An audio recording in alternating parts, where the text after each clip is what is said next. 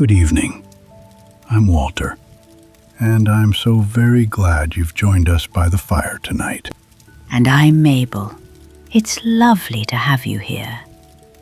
The rain is still tapping quite insistently against the cottage windows, but in here the hearth is warm and we have a very particular story to share with you tonight.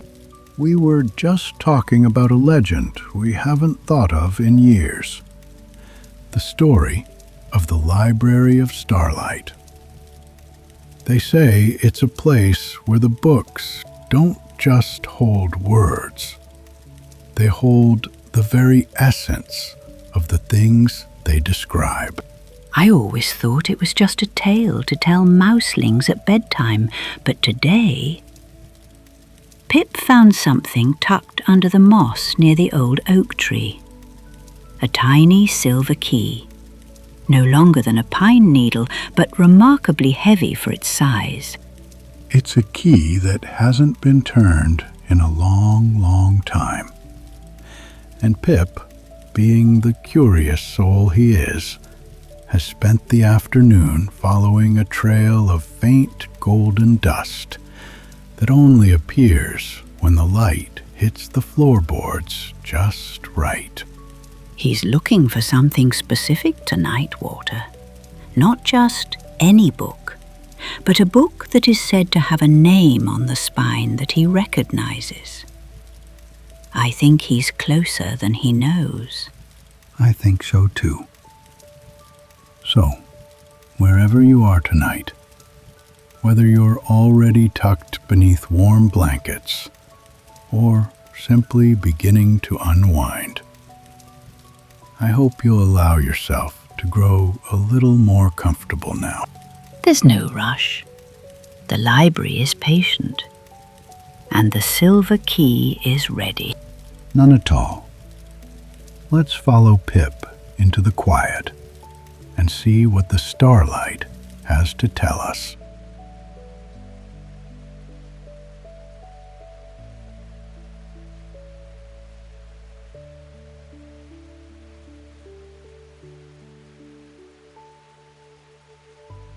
The evening had come gently to the world beneath the trees, the way evenings always did in that particular corner of the earth. Not all at once, not with any great announcement, but slowly, the way a held breath is slowly released. The light had shifted from the warm amber of late afternoon into something softer and more considered. A kind of blue gold that settled between the roots and the moss and the low-hanging ferns, like a favorite blanket pulled up to the chin. Pip had been sitting very still for quite some time. He was small as mice go, not the smallest, but close, with round, dark eyes that caught the light in a way that made him look always as though he had just thought of something interesting.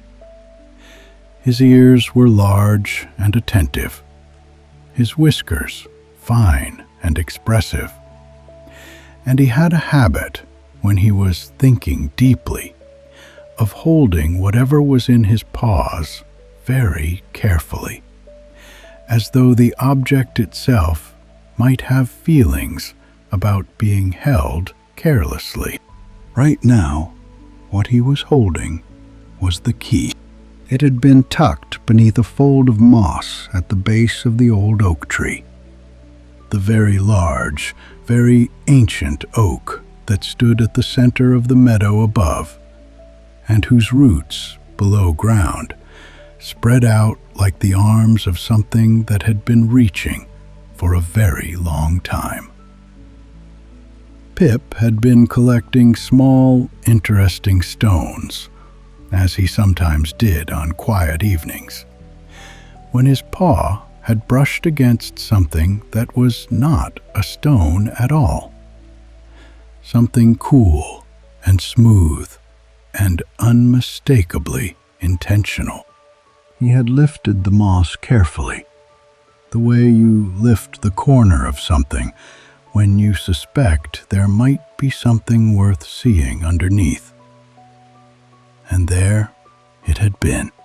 The key was silver, or at least it had the quality of silver, that particular cool brightness that seems to hold light rather than simply reflect it.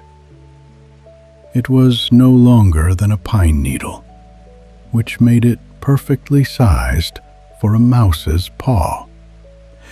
And yet, it was heavier than it had any right to be. Not heavy in a burdensome way, heavy in the way that important things sometimes are, as though the weight was a kind of honesty, a way of saying, I am not nothing. I matter. There were no markings on it that Pip could see, no numbers or letters or symbols, just the key itself, simple and precise, with a small circular bow at one end and a single, elegant tooth at the other. It was the kind of key that looked as though it had been made for exactly one lock, and that lock alone. Pip turned it over in his paws. He had been sitting with it for the better part of an hour, which was, for Pip, quite a long time to sit still. He was not, by nature, a creature of stillness. He was a creature of gentle motion, of small explorations, of following interesting smells around corners, and pressing his nose to things that looked as though they might have a story. But the key had stilled him in a way that very few things could, because the key had done something that Pip had never quite experienced before.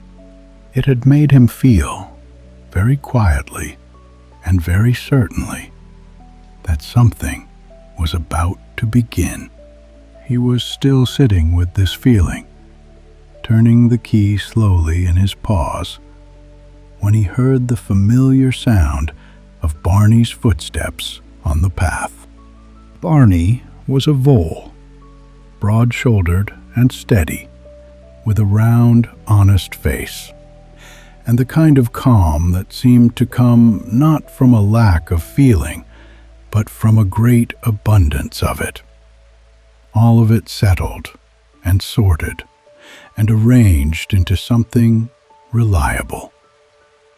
He was Pip's oldest friend, which meant he was also the friend who knew, without being told, when Pip had found something worth stopping for.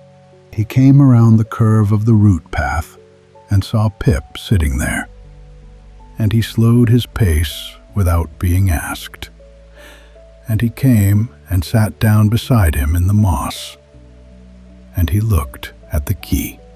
"Where did you find it?" Barney asked after a moment. "Under the moss," Pip said.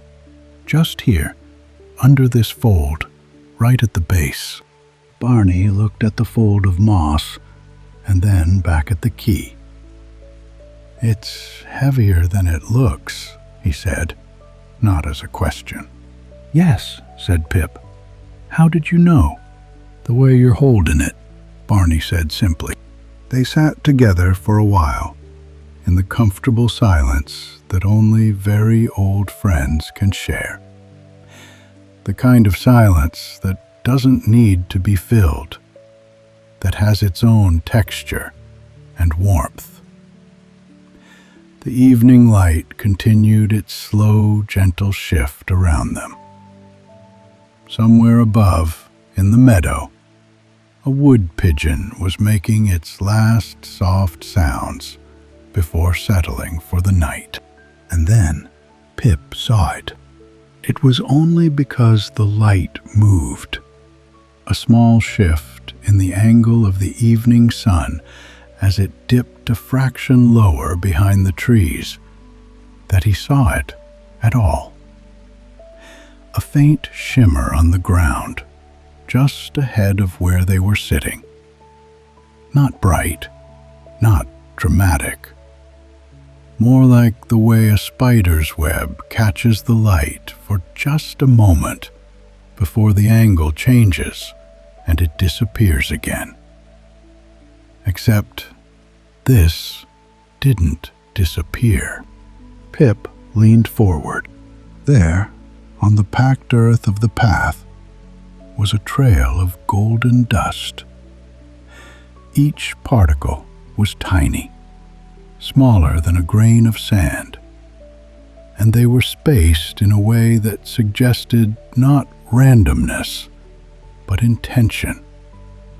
A gentle, dotted line leading away from the base of the oak tree and curving softly around the great root and down toward the deeper paths below. "Barney," Pip said quietly. "I see it," Barney said. "It wasn't there before." "No," Barney agreed. "It wasn't."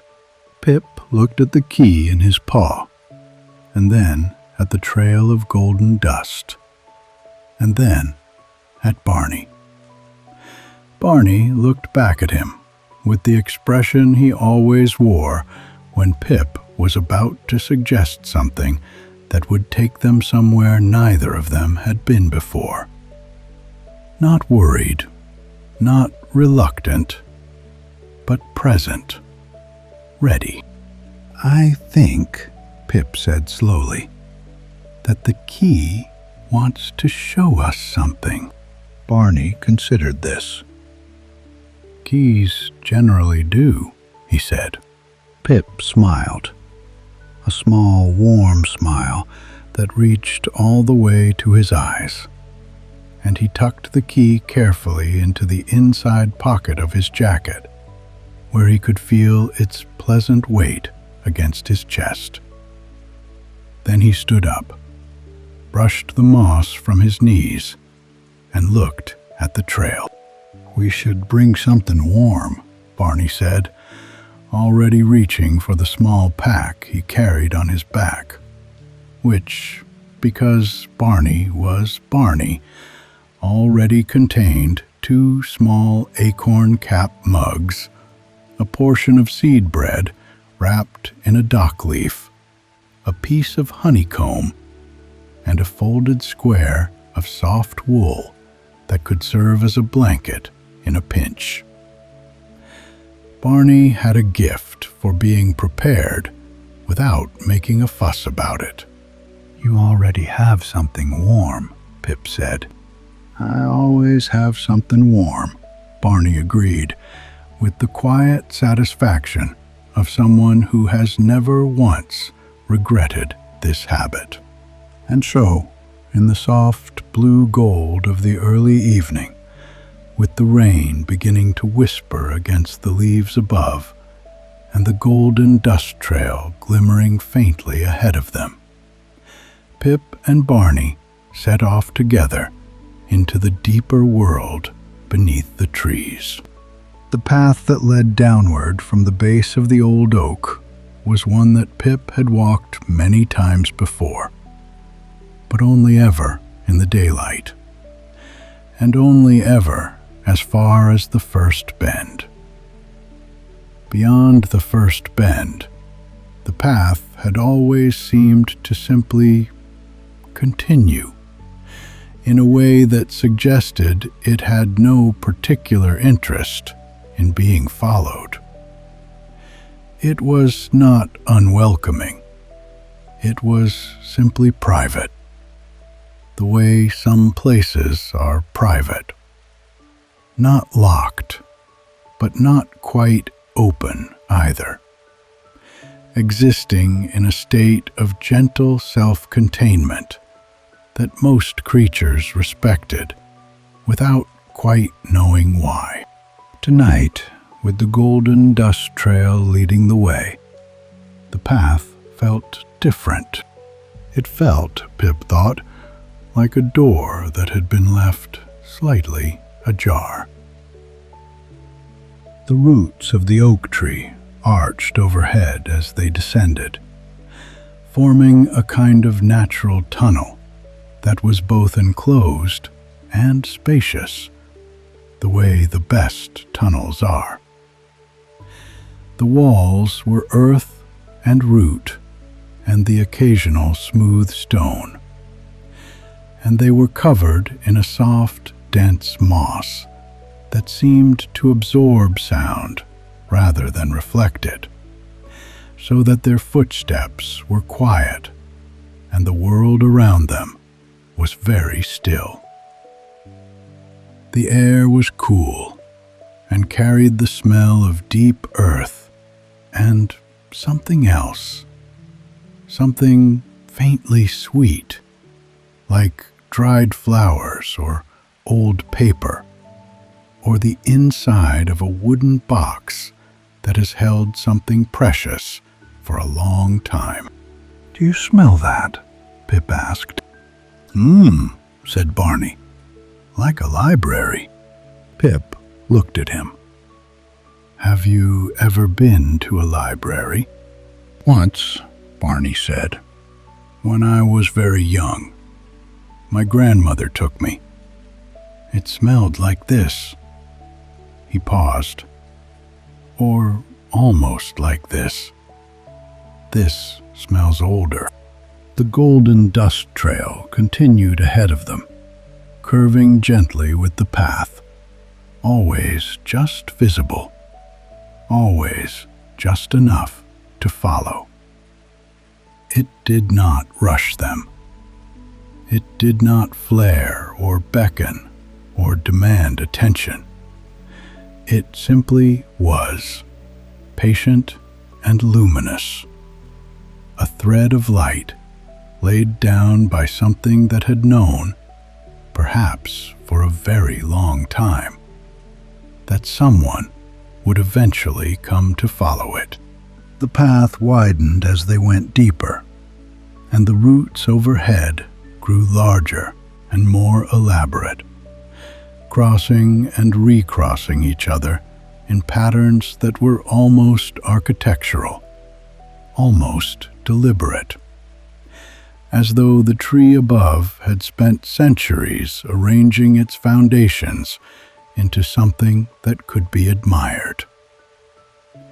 Between the roots, small things grew, pale mushrooms with caps like folded umbrellas, clusters of tiny ferns that had never seen sunlight and had developed, in its absence, a kind of luminescence of their own, a faint green-white glow that was just enough to see by. "I didn't know these were here," Pip said softly, stopping to look at a cluster of the glowing ferns. "Neither did I," said Barney. "How long do you think they've been growing?" Barney looked at them thoughtfully. "A long time," he said. "They look very settled." There was something deeply comforting about that, Pip thought. The idea that these small glowing things had been here all along, quietly going about their business in the dark, not needing to be seen, to be real. He reached out and touched one very gently with the tip of his paw, and the fern swayed slightly, and the glow pulsed once, softly, like a slow heartbeat. "Oh," said Pip. "Yes," said Barney. They walked on. The path continued to descend, but so gradually that it was less like going down and more like the world simply becoming deeper around them, the way a conversation sometimes deepens without any single moment you can point to and say, "There, that is where it changed." The air grew slightly warmer as they went, which was unexpected and pleasant, and the smell of old paper and dried flowers grew stronger, and the golden dust trail glimmered on ahead of them, unhurried and certain. Pip kept one paw resting lightly against his jacket pocket, feeling the weight of the key. It was still there. Of course it was still there. But there was something reassuring about checking, the way you sometimes reach for the hand of someone you love in the dark, not because you think they've gone, but because the feeling of them being there is its own kind of comfort. "Do you think it's far?" Pip asked. "I don't think distance is quite the right way to think about it," Barney said, after a moment's consideration. Pip thought about this. What's the right way? Barney was quiet for a little while, watching the golden dust trail ahead of them. "I think it's as far as it needs to be," he said finally. "And I think we'll know when we're getting close." This was, Pip thought, exactly the right answer. He didn't know how Barney always managed to find exactly the right answer, but he had long since stopped being surprised by it, and had simply settled into being grateful for it, the way you settle into being grateful for a warm fire or a good pair of boots. They walked on together through the glowing dark, and the path curved gently ahead of them, and the golden dust led the way, and the world above, the rain, the meadow, the evening, grew very far away and very quiet. And what remained was just this: two friends, a silver key, and the particular feeling of being on the edge of something wonderful.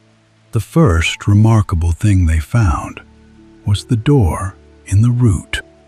It was set into the side of one of the great lateral roots of the oak, a root that was, at this depth, as wide as a small room.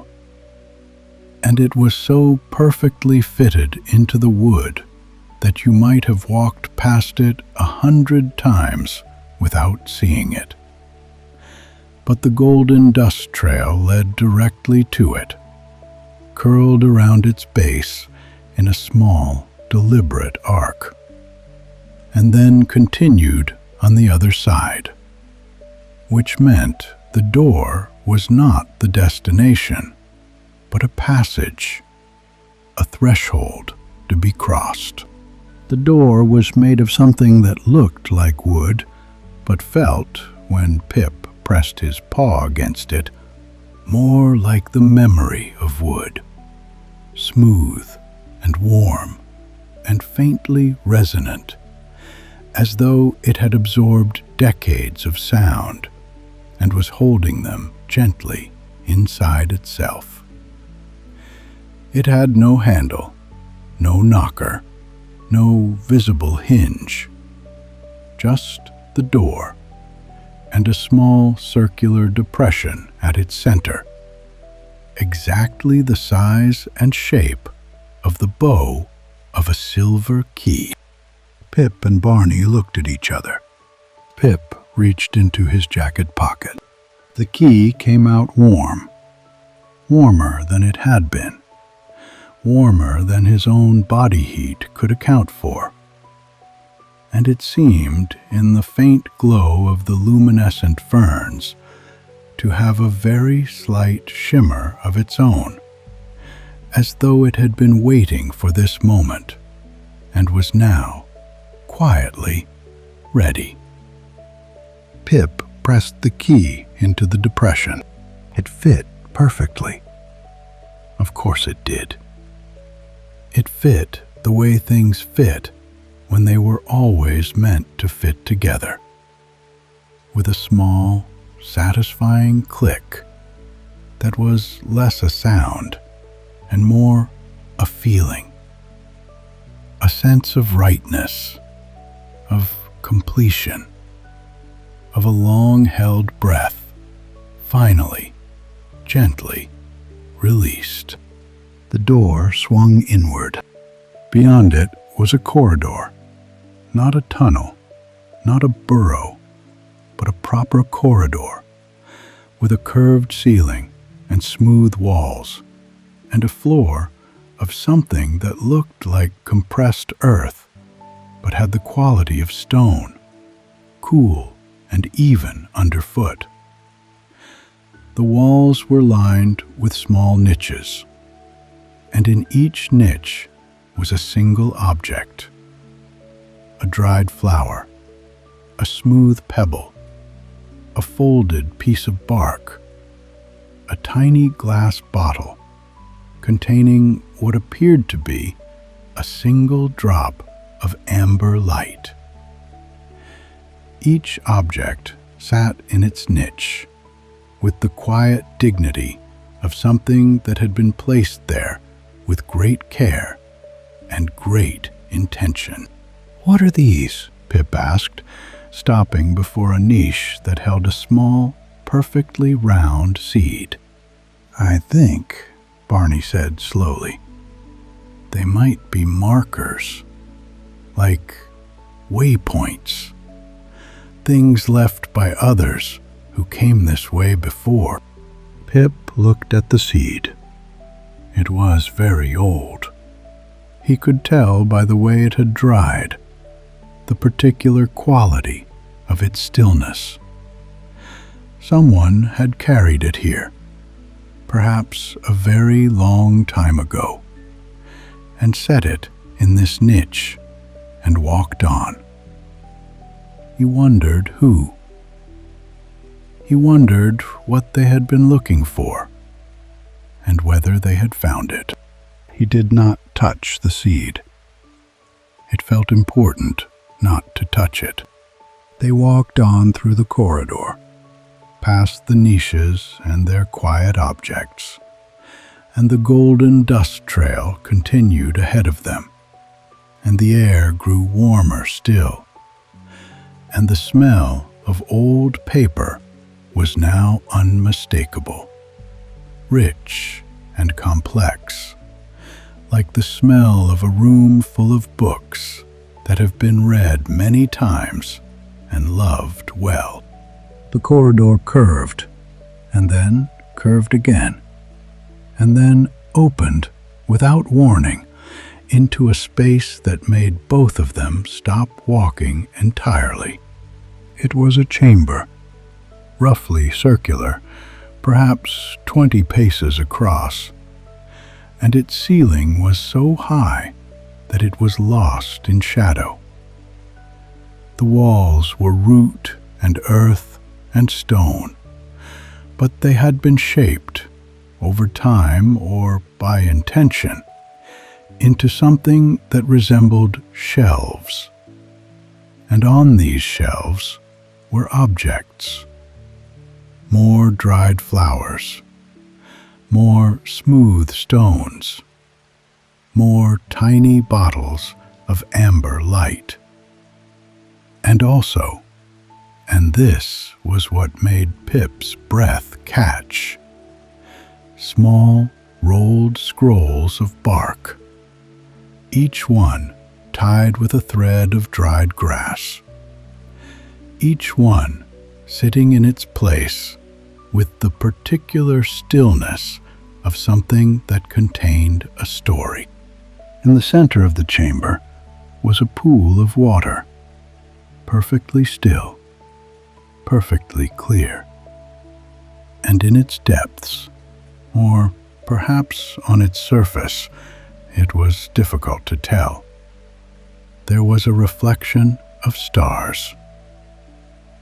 Not the stars that were currently above them, hidden by clouds and rain and the weight of the earth.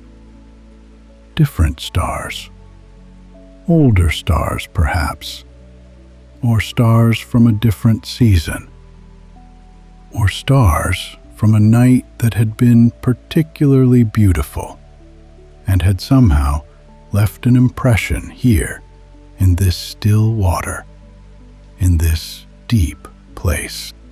Pip and Barney stood at the edge of the pool and looked at the stars in the water.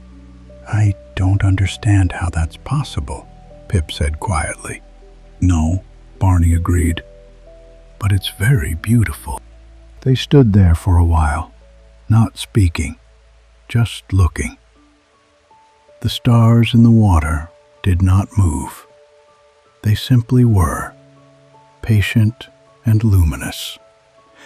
A sky held in a pool in a chamber beneath the earth, waiting to be seen. Eventually, Pip looked up from the pool and noticed that the golden dust trail continued on the far side of the chamber through another opening in the wall. This one without a door, just an archway formed by two great roots that had grown toward each other over many years, and finally, gently, met. "Through there," he said. "Through there," Barney agreed. They walked around the pool carefully, not wanting to disturb the water or the stars it held, and passed through the archway of roots. And the corridor on the other side was different from the first, wider, and lined not with niches, but with something that grew from the walls themselves. A kind of pale, soft moss that glowed very faintly, not green-white like the ferns above, but a warm, gentle gold, the color of candlelight seen through a thin curtain. The golden moss made the corridor feel like the inside of something living, something breathing, something that was aware of them in the way that very old places sometimes seem aware of those who walk through them. Not watching exactly, but present, attentive in the way that a sleeping creature is attentive, aware of the world, even in its rest. "It's warm," Pip said, and he meant more than the temperature. "Yes," said Barney, "it is." They walked through the golden corridor for what felt like a long time, though time had begun to behave differently down here. Not faster or slower exactly, but more like water than like a clock, flowing rather than ticking, pooling in some places and moving quickly through others. Pip found that he didn't mind. He had stopped thinking about how long they had been walking, or how far they had come. He was simply here, in this warm, golden corridor, with his oldest friend, following a trail of light toward something he couldn't yet name, but could, somehow, already feel. Along the way, they found other things. A small alcove in the wall that contained a collection of acorns arranged in a careful spiral. Not random, not accidental, but placed with the deliberateness of someone who had wanted to leave something beautiful in a place where beauty was already abundant. A section of wall where the roots had grown in a pattern that looked unmistakably like a map. Not of any place Pip recognized, but a map nonetheless, with paths and markers, and what appeared to be a small star drawn in the center, as though someone had pressed a fingertip dipped in something luminous against the root and said, "Here, this is where you are going." A place where the floor of the corridor was covered in fallen petals, pale and papery, long since dried, but still holding their shape, still holding faintly the ghost of a scent that was something between rose and rain, and the particular smell of a summer morning before anyone else is awake. Pip stopped at the petals and crouched down to look at them more closely. They were very old. They had been here for a very long time, and yet they had not crumbled, had not turned to dust, had not lost their form. They lay on the floor of the corridor, as though they had fallen only recently, as though the flower that had shed them was just around the next corner. "Someone loved this place," Pip said softly. "Many someones," Barney said, looking at the petals. "Over a very long time." Pip thought about all the creatures who might have walked this corridor before them. Mice and voles, perhaps, but also others. Hedgehogs and dormice and small, careful beetles, and the occasional adventurous wren. All of them following the same golden trail. All of them carrying the same feeling in their chests. The feeling of being on the edge of something wonderful. He stood up, and they walked on, and the golden moss glowed around them, and the trail of dust led them forward, and the smell of old paper grew stronger with every step, and Pip's paw rested against his jacket pocket, and the key was warm and steady and certain. And then the corridor ended. Not abruptly. Nothing in this place was abrupt.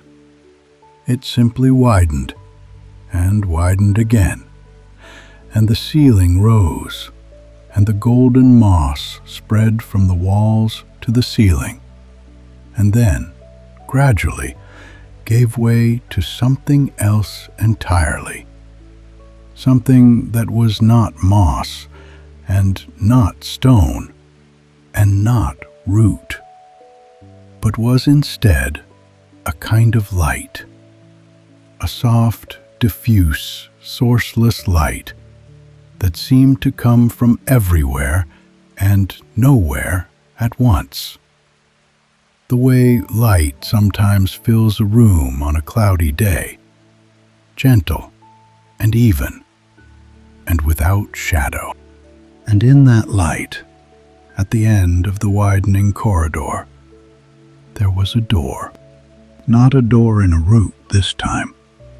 A proper door, tall and arched, and made of dark wood that had been polished by time to a deep, warm luster. It had no keyhole.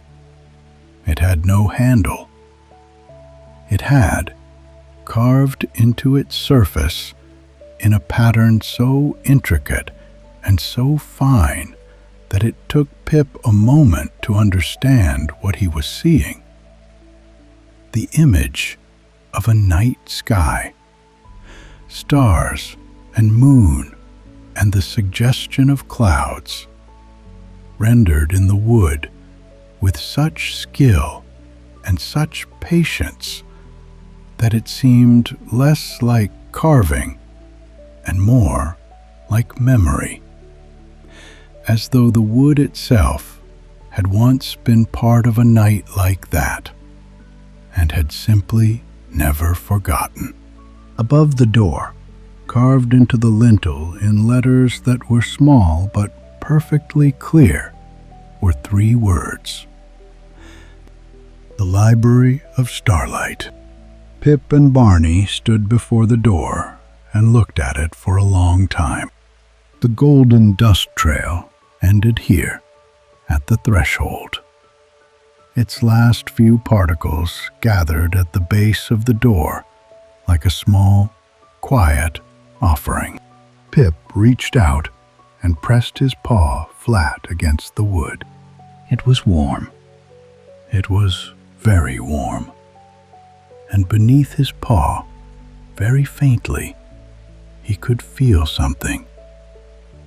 Not a heartbeat, not quite, but something with the same quality as a heartbeat. A rhythm, a presence, a sense of something vast and patient and alive, waiting on the other side. The door swung open.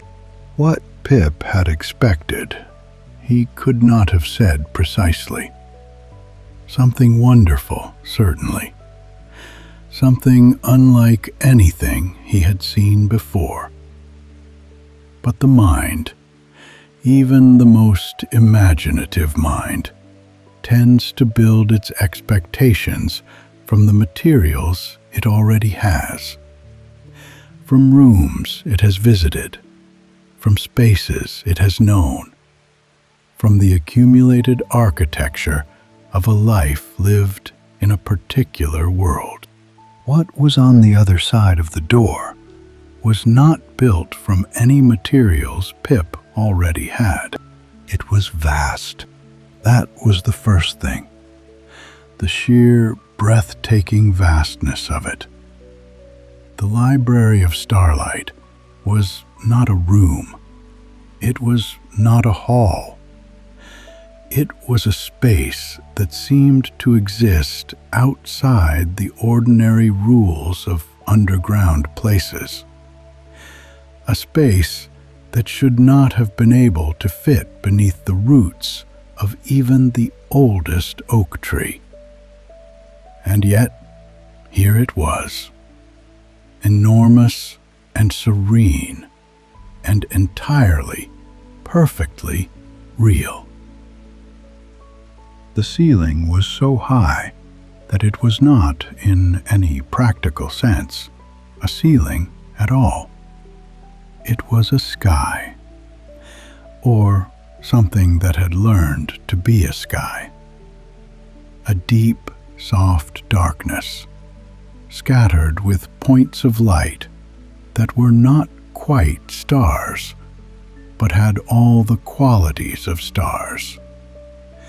The stillness, the distance, the particular kind of beauty that comes from something being very far away and very bright at the same time. The light they cast was gentle and silver blue, and it fell on everything below with the even, unhurried quality of moonlight. The floor was stone, smooth, pale stone, the color of old cream, and it was warm underfoot in a way that stone is not usually warm, a warmth that seemed to come from within rather than from any external source, as though the stone itself had been keeping a fire for a very long time, and had simply become, over the years, a warm thing. And the shelves were everywhere. They rose from the floor to the not-quite ceiling in great curving rows, carved from the same dark wood as the door, polished to the same deep luster, and they were filled, every shelf, every inch of every shelf, from the lowest that Pip could reach to the highest that he could barely see, with books. Not large books, not the heavy, imposing volumes that Pip had sometimes seen in the illustrations in the stories his grandmother used to tell. These were small books, each one perfectly sized for a mouse's paw, with spines of different colors, deep blue and forest green, and the warm red of autumn leaves, and the pale gold of early morning, and the soft gray of fog, and the particular shade of purple that the sky turns in the last few minutes before full dark. Each spine was labeled in small, careful lettering, and the labels were not titles in the way that book titles usually are, not names or numbers or the names of authors. They were descriptions, moments, feelings, things. Pip stepped inside. The door closed behind them, softly, without drama, the way a door closes when it is satisfied. The air inside the library was extraordinary. It was the smell of old paper, yes, but it was also more than that. It was the smell of every season at once, somehow. The particular cold, clean smell of winter, and the green, warm smell of spring, and the dry, golden smell of summer, and the rich, dark smell of autumn. All of them present simultaneously, all of them distinct, none of them overwhelming the others. It was the smell of time, Pip thought, of many times, held together in one place. And it was quiet, not the quiet of emptiness, the quiet of fullness, of a space so complete in itself that it had no need of additional sound. The kind of quiet that you can feel against your skin, that has a texture, that is itself a kind of presence. Pip and Barney stood just inside the door and looked at it all. Barney set his pack down very carefully, as though he was afraid of disturbing something, and then he straightened up and looked around with the expression he wore when he was feeling something very large and was taking his time about it. "It's real," he said finally. "Yes," said Pip. "I wasn't entirely sure it would be." "Neither was I," Pip admitted. They stood there a little longer, just breathing it in, just letting the library be what it was around them. There was no rush. The library made that clear without saying anything. It had the quality of a place that had been waiting for a very long time, and was entirely comfortable with waiting a little longer.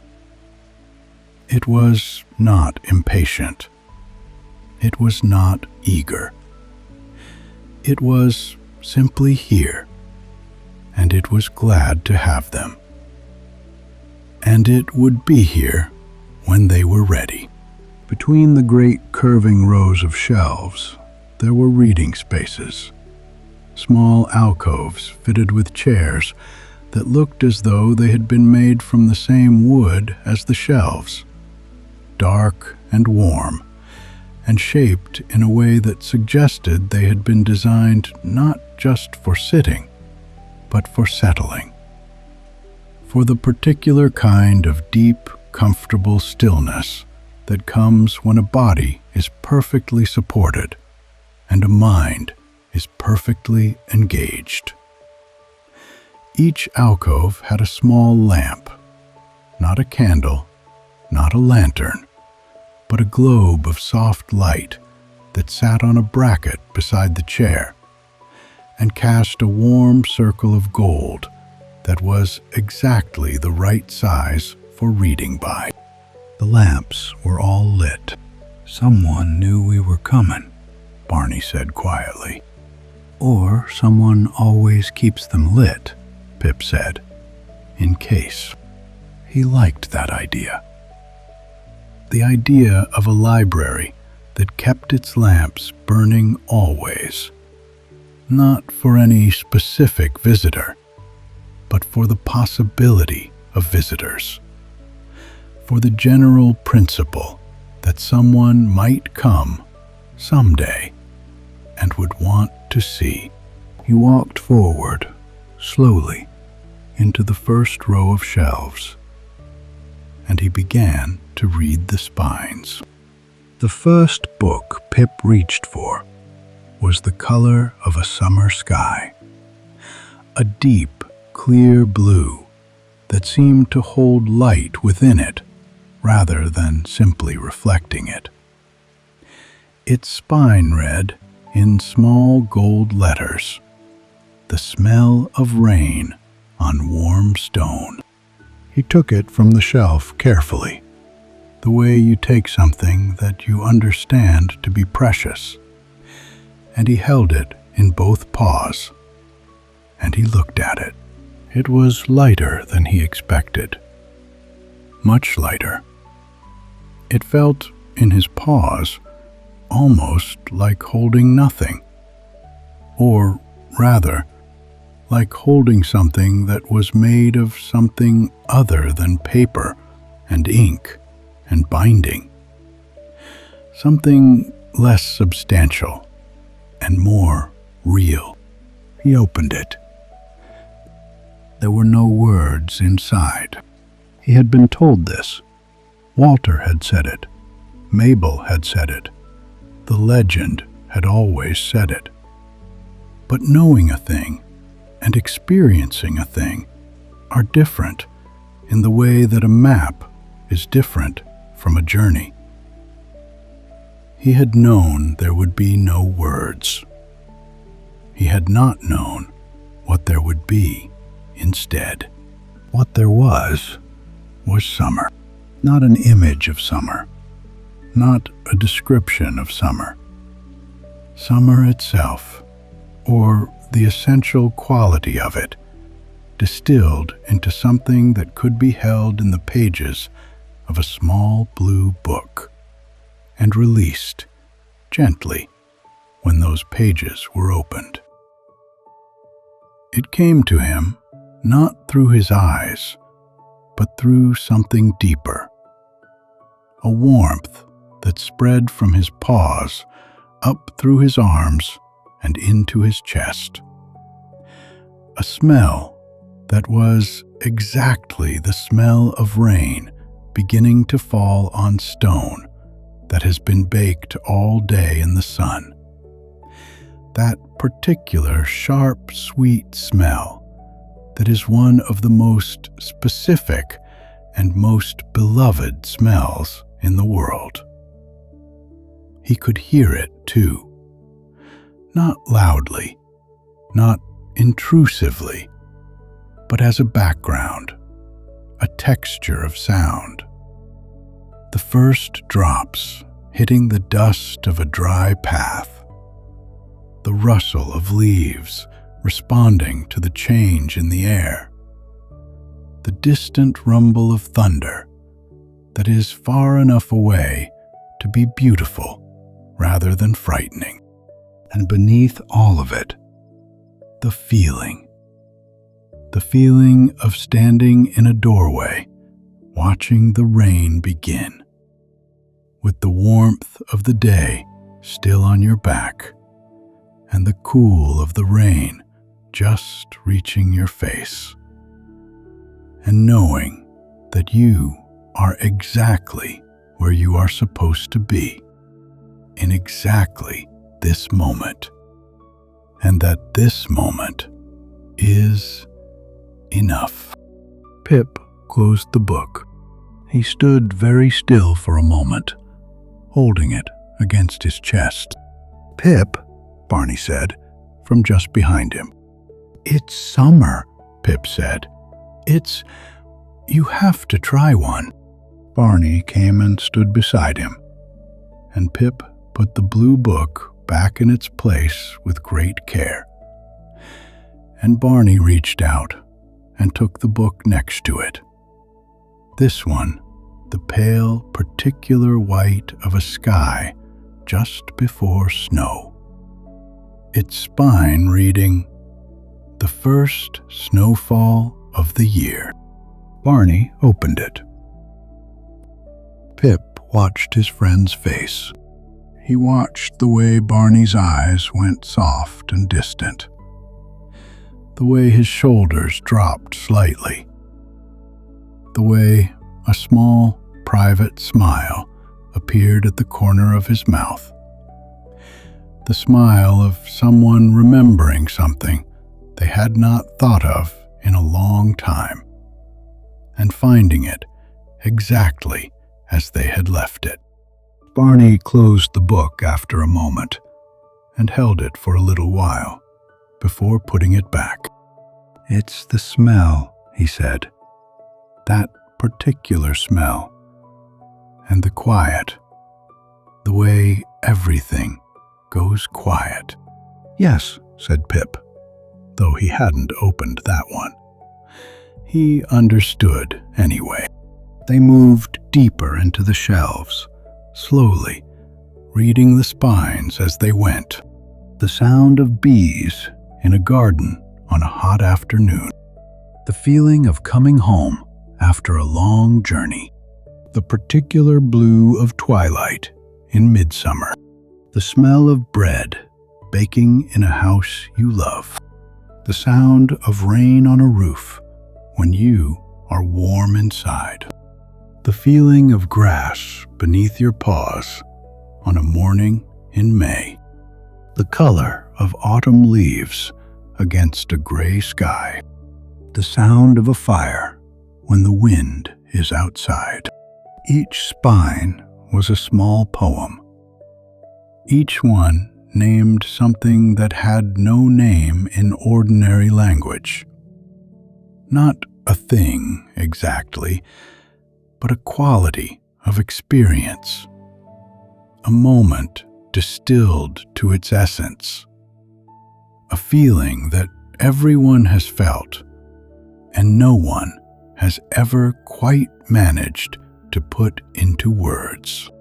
Until now. Until here. Pip stopped before a shelf of books in shades of gold and amber, and he read. Laughter shared between old friends on a quiet evening. He took it from the shelf. When he opened it, what came to him was not a specific memory, not any particular evening, not any specific laugh. It was the quality of it. The way laughter between old friends is different from any other kind of laughter. Warmer, less performed, more like breathing than like sound. The way it rises without warning from something small, something that wouldn't be funny to anyone else, something that is funny precisely because of the shared history that makes it funny. The years of knowing each other that have built up, layer by layer, into a kind of private language. The way it leaves you feeling afterward, not just happy, but held, seen, known. He closed the book and looked at Barney. Barney was looking at him. "I know," Barney said. "You didn't open it." "I didn't need to," Barney said simply. Pip put the book back, and they walked on. The shelves curved, and the library opened into a wider space. And here the books were arranged differently, not by color, but by something else. Some principle of organization that Pip couldn't quite identify, but that felt, nonetheless, right. These books were older. He could tell by the quality of their spines, the way the colors had deepened and settled over time into something richer and more complex. The way old things become richer and more complex when they have been loved for long enough. He stopped before one that was the color of deep water, a blue so dark it was almost black, with a spine that read, "A friendship that has lasted many years." He did not open this one. He stood before it for a long time, his paw resting lightly on its spine, feeling the warmth of it, the weight of it. He thought about Barney, standing just behind him. He thought about all the years of it, the mornings and the evenings, the small adventures and the quiet days, the times when words had been necessary and the times when they hadn't.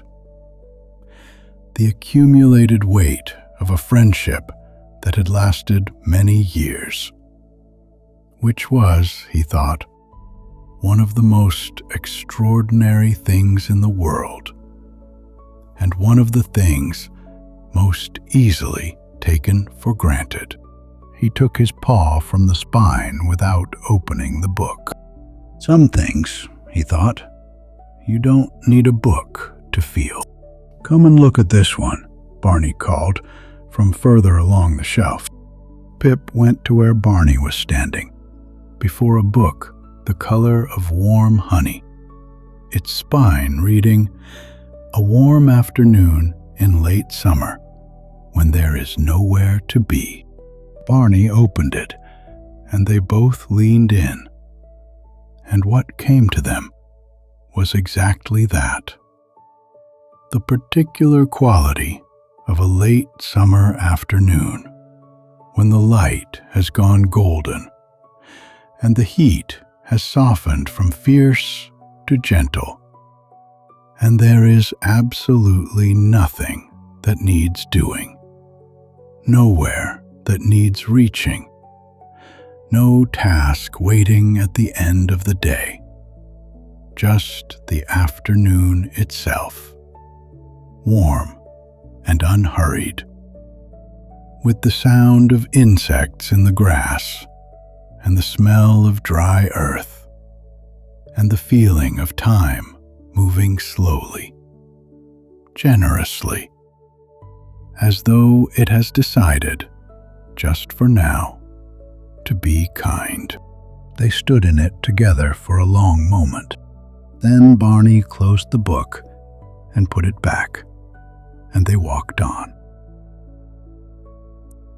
There was a section of the library where the books were very small, smaller even than the others, no bigger than a thumbnail, their spines so fine that the lettering on them was almost too small to read.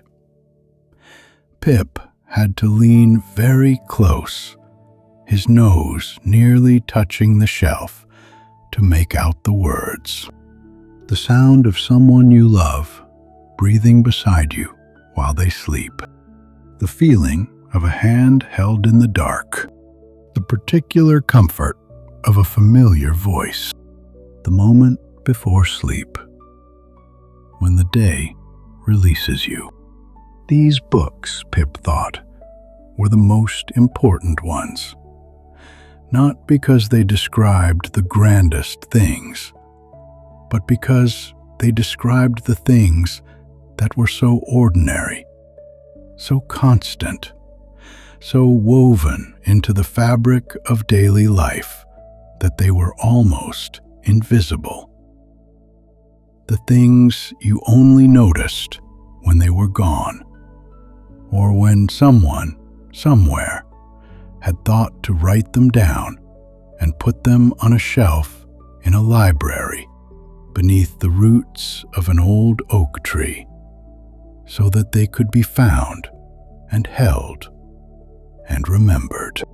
He did not open any of these. He simply read their spines, one by one, and felt each one land somewhere quiet and certain inside him. They moved on, through the curving rows, past shelves of books about seasons, and shelves of books about weather, and shelves of books about the particular quality of light at different times of day. There were books about the smell of the sea, and books about the sound of wind in different kinds of trees, and books about the feeling of cold water on a hot day, and books about the smell of wood smoke in autumn, and books about the sound of a distant bell on a still morning. There were books about journeys. These were on a shelf of their own, in a quiet corner of the library, where the not-quite stars overhead were slightly denser, slightly brighter, as though the library had decided that journeys deserved a little more light. The books here were in shades of green and brown, and the particular gray-blue of early morning, and their spines read like the beginnings of stories.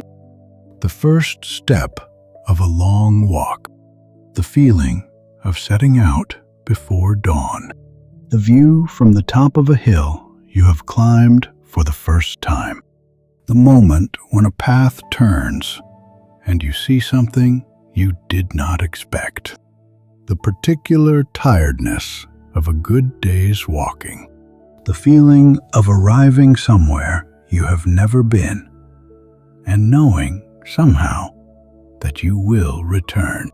Pip stood before this shelf for a long time.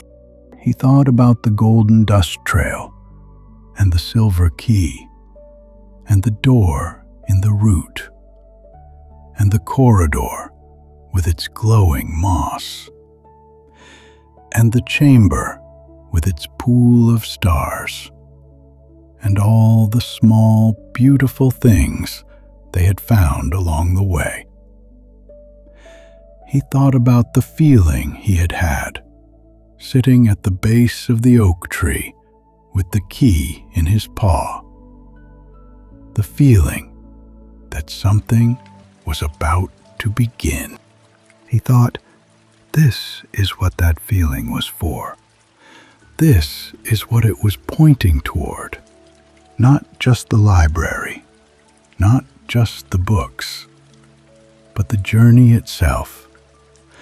The particular quality of walking toward something wonderful with someone you trust, in a world that keeps offering you beautiful things, if you are willing to follow the light. He reached out and took the book that read, "The feeling of arriving somewhere you have never been, and knowing, somehow, that you will return." He opened it. What came to him was exactly that feeling. The particular combination of newness and recognition, of strangeness and rightness that you sometimes feel in a place you have never visited before.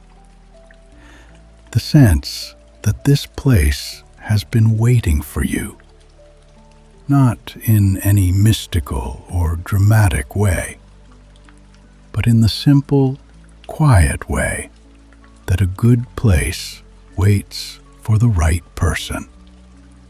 Patiently, without urgency, with the confidence of something that knows its own worth. He felt it in his chest, warm and certain. He closed the book and put it back. "I think," he said to Barney, "that we'll come back here." "Yes," said Barney, "I think we will." They found the reading alcoves eventually, and they sat down. Pip in one chair, Barney in the other, the warm globe of light between them. And Barney opened his pack and produced the seed bread and the honeycomb and the 2 acorn-capped mugs. And from a small flask he had not mentioned until now, he poured something warm and fragrant that smelled of chamomile and honey and something else. Something that Pip couldn't identify, but that tasted, when he sipped it, like the memory of every warm drink he had ever had on a cold evening.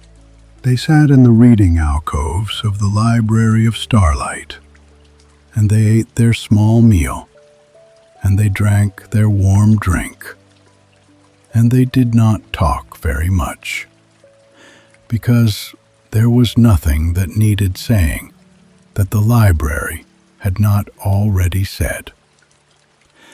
And the quiet was too good to fill unnecessarily. Above them, the not-quite stars were steady and silver blue. Around them, the books held their memories, patient and luminous, waiting to be opened. The lamps burned warm and gold. Part 5. The book with his name. It was Barney who noticed first that the light had shifted, not dramatically. Nothing in this place was dramatic. But the silver blue of the not-quite stars had deepened slightly, and the warmth of the lamps seemed to have intensified in response, as though the library was settling into a later hour, a quieter mode, the way a house settles in the evening when the day's business is done, and what remains is simply the pleasure of being in it.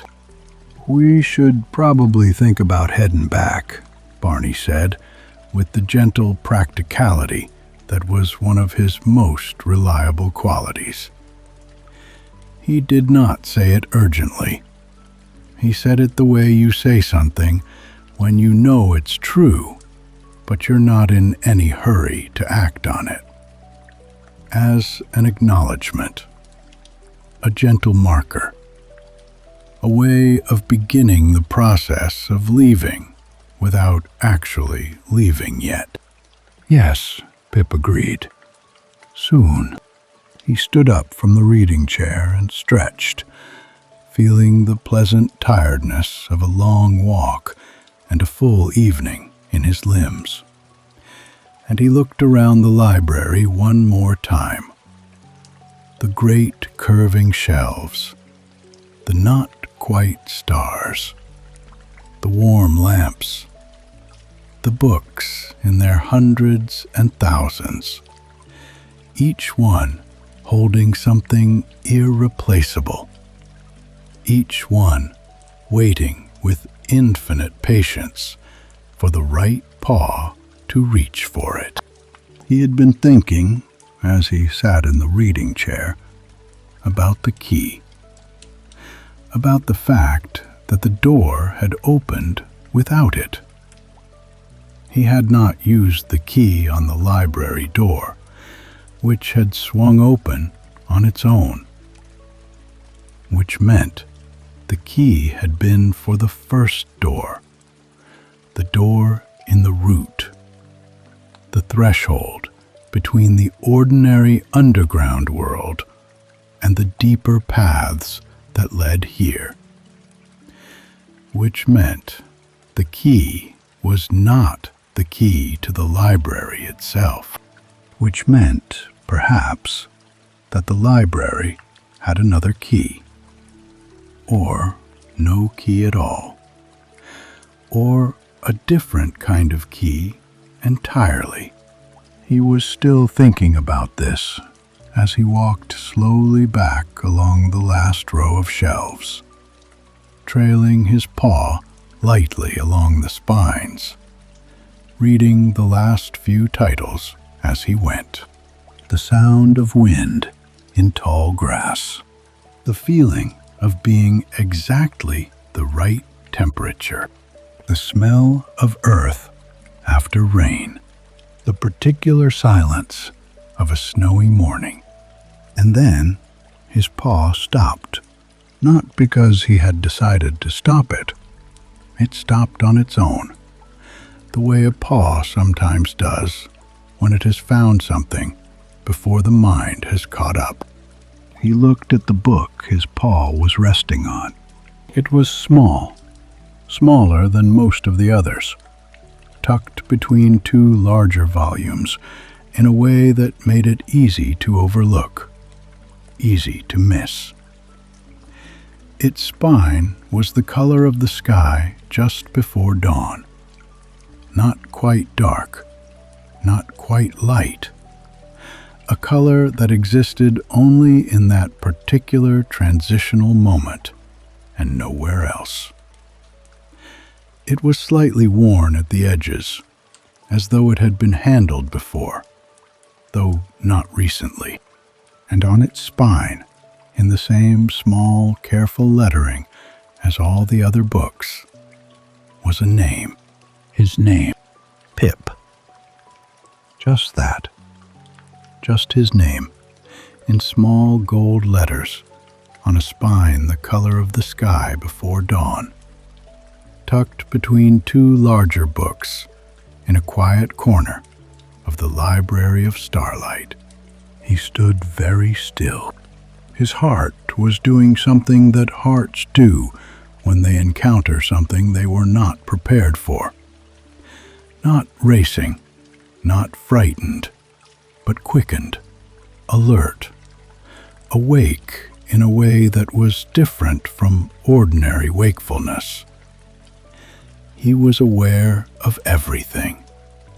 The warmth of the stone floor beneath his paws, the smell of old paper and all the seasons, the soft light of the lamps, the not quite stars overhead, the sound of Barney's quiet breathing from somewhere behind him.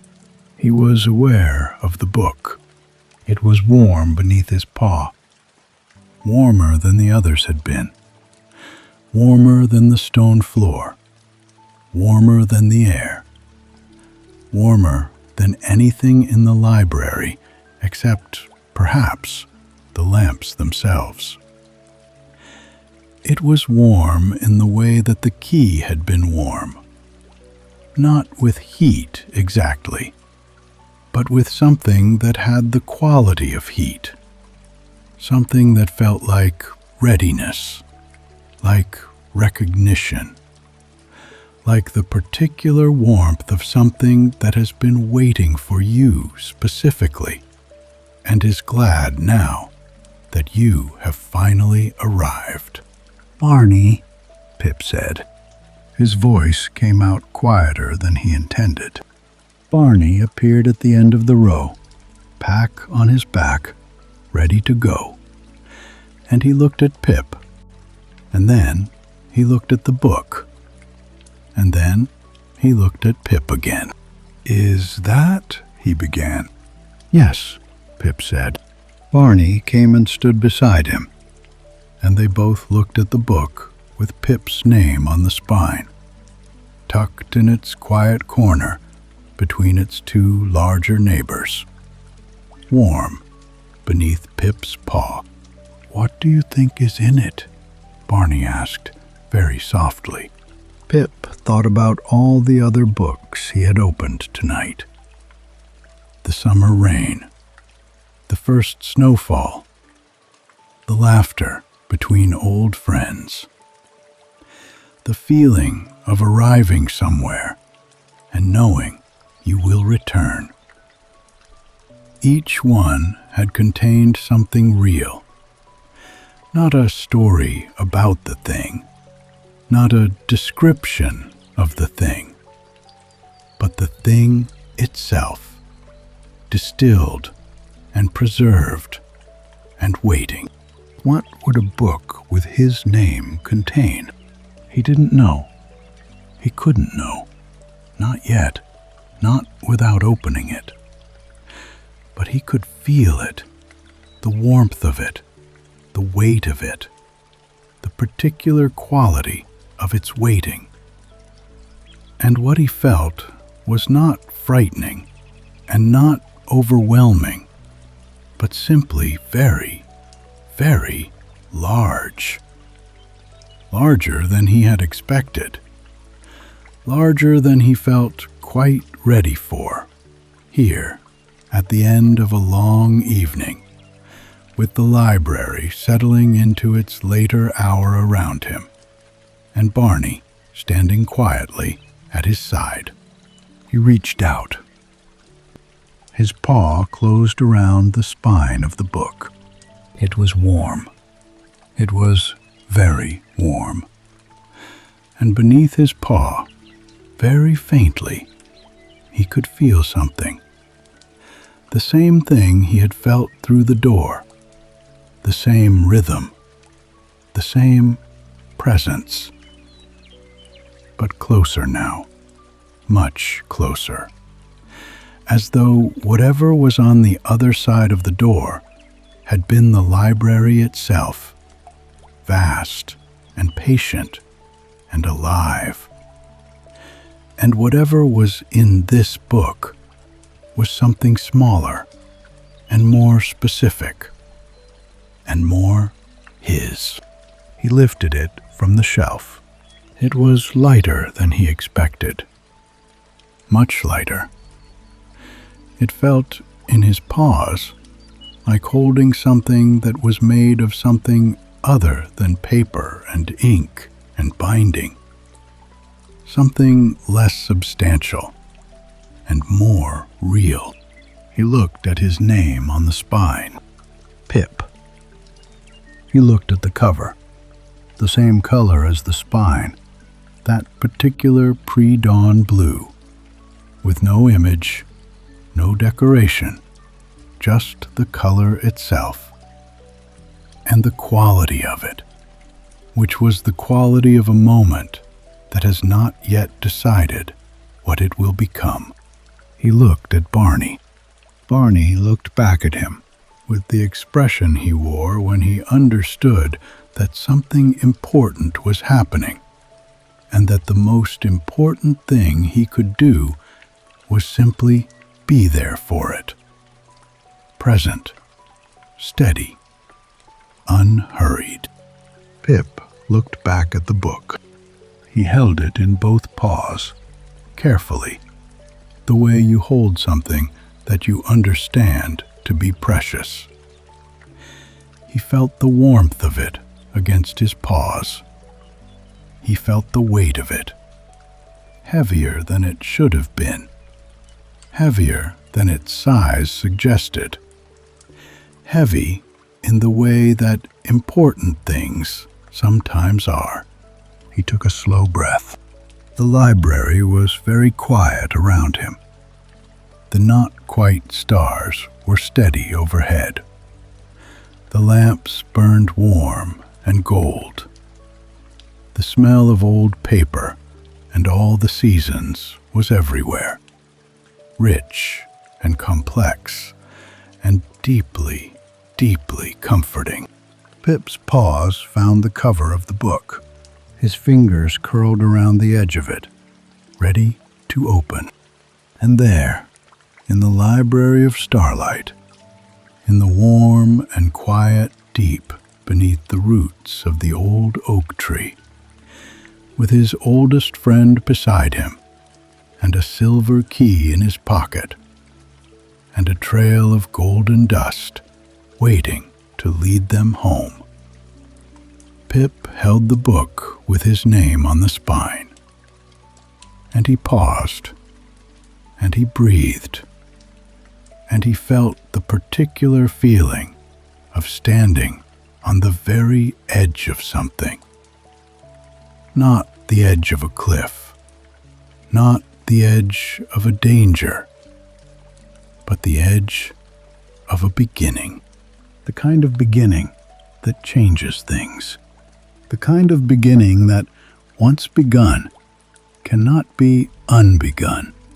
The kind of beginning that you remember afterward for the rest of your life, as the moment when everything that came before it was revealed to have been, all along, a path leading here. His fingers tightened on the cover. He began to open the book. And that, for tonight, is where we leave them. Pip, with the book in his paws. Barney, steady and present beside him. The library of starlight, warm and patient around them both.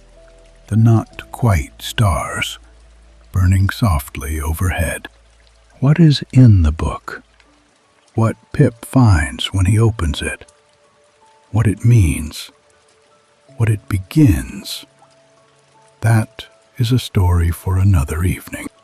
For now, let the library hold them. Let the lamps burn. Let the golden dust wait, patient and luminous, on the path that leads back home. And let yourself, wherever you are tonight, grow a little heavier, a little warmer, a little more settled into wherever you are resting. The story will be here when you return.